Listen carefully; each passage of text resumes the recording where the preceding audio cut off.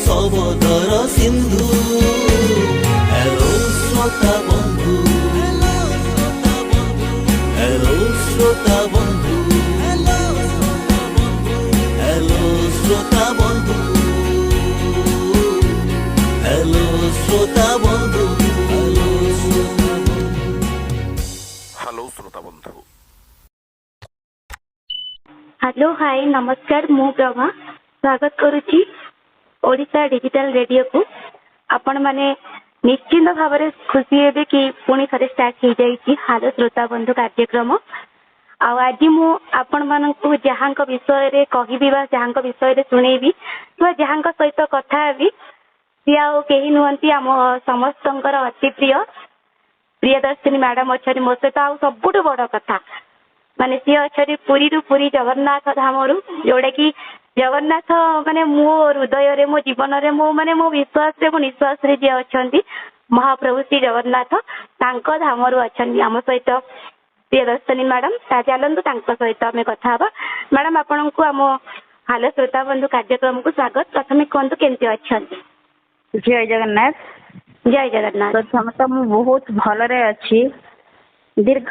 20-22 वर्षर radio सहित मोर जेहेतु संपर्क थिला अछि आग भली नथिले भी जेमिति भी वर्तमान अच्छी किंतु अच्छी बाहरी देहरु रेडियो भूतता मु सब बेले कौन प्रोग्राम शुणा पूर्व तार आंकरिंग टा उपस्थापन देखी थाए मते प्रथम आपण आंकरिंग टा बहुत भल लगिला प्रभा मैडम आपन को बहुत बहुत धन्यवाद एते सुंदर भाव में आपण आंकरिंग करुच्ची आशा करुच्ची एमिति आंकरिंग शैली उपस्थापनार शैली जदि भल रहिबो कार्यक्रम शुणा को खूब भल लागिबो thank you so much madam माने मु जानिनी सेटा केते भल लागिबो समस्त को किंतु आपण को कहवा शैली मते सतरे मु माने कोनदिन कि माने मो दिल गार्डन गार्डन हे गला थैंक यू मैडम राव माने घरे समस्ते केमती अछंती समस्ते माने मु को इच्छा करबी कि जगन्नाथ समस्त को सुस्थ रखिथिबे निश्चिंत भाव में के घरे अछंती घरे पो आ हस्बैंड अछंती मु बाकी सासु हमर बो हमर रोचंती गाँ रे बर्तमान खरे से एठी रही पारुना गाँ रे अछंती अच्छा पूरा माने कहया गले गोटे हैप्पी फैमिली नहीं निश्चित भाव में बहुत बढ़िया आपण माने रेडियो केबे छारू सुनिबा स्टार्ट करले मु 2006-07 रे शुणी आसी आफ्टर मैरिज मोर टिके दूरता मोर बढ़ी जाइए रेडियो सहित संसार जंजाल भितर जिते पशि जाइए बिजनेस भितर पशिगली तापर टिके दूरे गली वर्तमान पुणी पुनर्बार मु रेडियो भितर को रेडियो सहित संपर्क स्थापन कर देछि आउ थरे किंतु एबेर एड्रेस जो ठिकाना कहले हुए तो समस्ते जानी परिबे नहीं किंतु कहीं जने जदि शुणीदेवे प्रियदर्शिनी पति साहित्य निलय बांगरा सिंहपुर जाजपुर आमर पुराना लिसनर मैंने निश्चित भाव में जानीपर नाई ये आड्रेसटा जिते जो मैंने शुणे तो जानीजे ऑटोमेटिक ये होती आमर से प्रियदर्शिनी श्रोता भौणी बोलिकी अच्छा मुझे सेमती कहबी कि अरे ये होचनी से मैडम नहीं कौन सतरे आपण कथा गुड़ाक बहुत मीठा मीठा लगे कथा बहुत मत मो पूरा हृदय को छुई जाऊँगी मुझे आप सहित कथा कहूँ अच्छा मैंने ए पाखे आप रेडियो अच्छी रेडियो को समय दिखती रेडियो शुणती को प्रोग्राम को आप बेसी भल पाती ऑल इंडिया रेडियो को तो आम के छाड़ी पारूनु पुराना उपस्थापक उपस्थापिका मनरू तो लिभि ना के लिभे नहीं से निहार अपा कहतु दीप्ति अपा कहतु सुधा भाई कहतु मनमोहन भाई कहतु एमती कहले तो सरबनी से ना शरद भाई कहतु अरुण भाई कहतु माने समस्ते ଜୟଦେବ ଭାଇ କୁହନ୍ତୁ ଏମାନେ ହୃଦୟରେ ସେମିତି ବସିଛନ୍ତି ଆଉ ଆମେ ଶେଷ ନିଶ୍ୱାସ ଗଲା ପର୍ଯ୍ୟନ୍ତ ସେମାନେ ଥିବେ ମାନେ ଏମିତି ଆମେ ଜଡ଼ିତ ଥିଲୁ। ମୁଁ ତ ମହାପ୍ରଭୁ ଶ୍ରୀ ଜଗନ୍ନାଥଙ୍କୁ ପ୍ରାର୍ଥନା କରିବି ସେମାନେ ବି ଏମିତି ସମସ୍ତଙ୍କ ହୃଦୟରେ ରାଜ କରୁଥାନ୍ତୁ। ରେଡିଓ ଶୁଣିବା ସହିତ ଆଉ କଣ ଆପଣଙ୍କର ହବି କଣ ଆପଣ ସବୁ କଣ କରିବା ପାଇଁ ଭଲ ପାଆନ୍ତି? ବିଜନେସ୍ ଯେହେତୁ ଅଛି ଆମର ଫଟୋଗ୍ରାଫି ଭିଡିଓଗ୍ରାଫି ବିଜନେସ୍ ଅଛି ଏଡିଟିଂ ମୁଁ କରେ ଆଲବମ୍ ହରିକା ଏଡିଟିଂ ଡିଜାଇନ ମୁଁ କରେ ସେ ବିଜନେସ୍ ଟୋଟାଲି ହ୍ୟାଣ୍ଡେଲ କରିବାକୁ ପଡେ ମତେ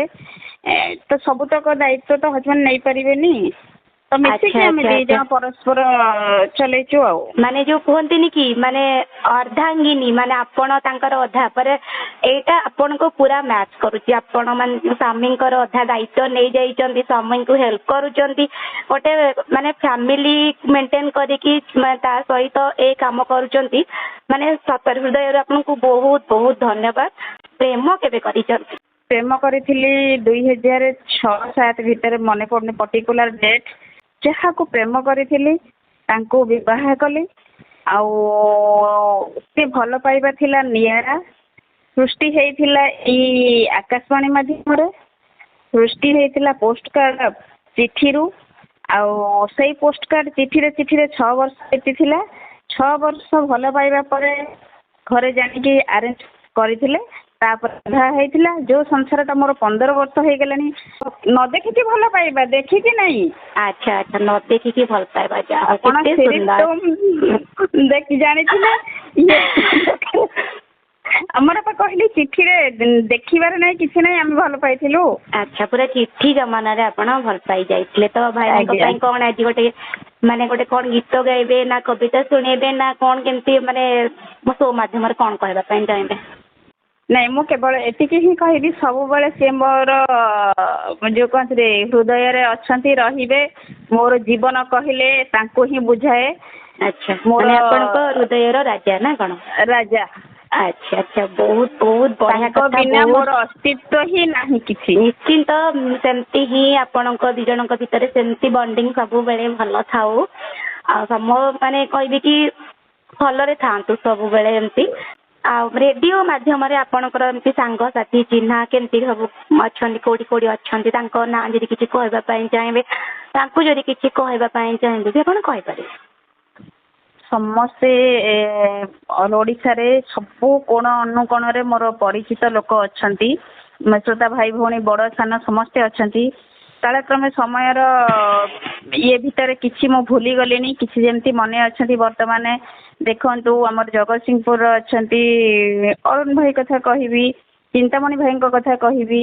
ସନ୍ଧ୍ୟାରାଣୀ ଅପାଙ୍କ କଥା କହିବି ବନଲତା ସୁନ୍ଦର ବନ ଅପାଙ୍କ କଥା କହିବି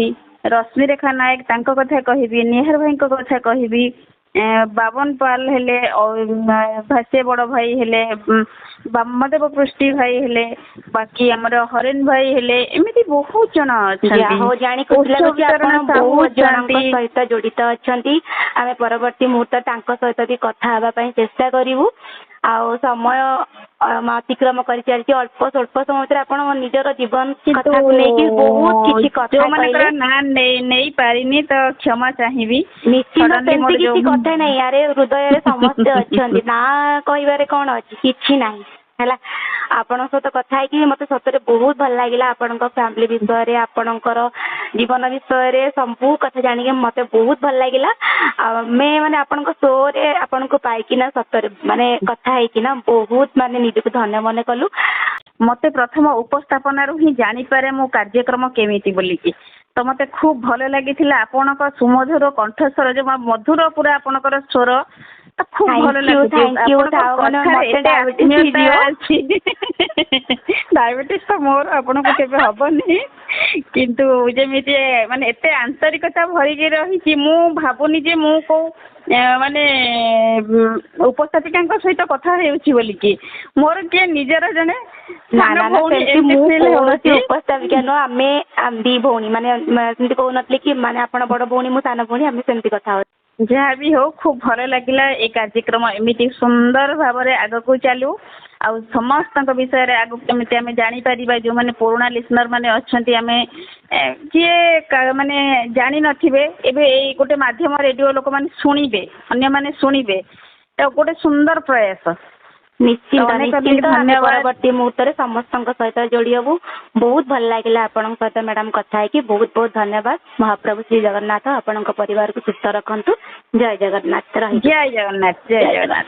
ତେବେ ଶ୍ରୋତା ବନ୍ଧୁ ଆପଣ ଶୁଣୁଥିଲେ ହ୍ୟାଲୋ ଶ୍ରୋତା ବନ୍ଧୁ କାର୍ଯ୍ୟକ୍ରମ। ଆମ ସହିତ ଥିଲେ ପୁରୀରୁ ପ୍ରିୟଦର୍ଶିନୀ ପତି। ଆଶା କରୁଛି ଏଇ ଏପିସୋଡ଼ଟି ଆପଣଙ୍କୁ ଖୁବ୍ ଭଲ ଲାଗିବ। ନେକ୍ସଟ ଏପିସୋଡ଼ରେ ଆମେ ପୁଣି ନୂଆ ଶ୍ରୋତା ବନ୍ଧୁଙ୍କ ସହିତ କଥା ହେବା। ନମସ୍କାର। ହ୍ୟାଲୋ ଶ୍ରୋତା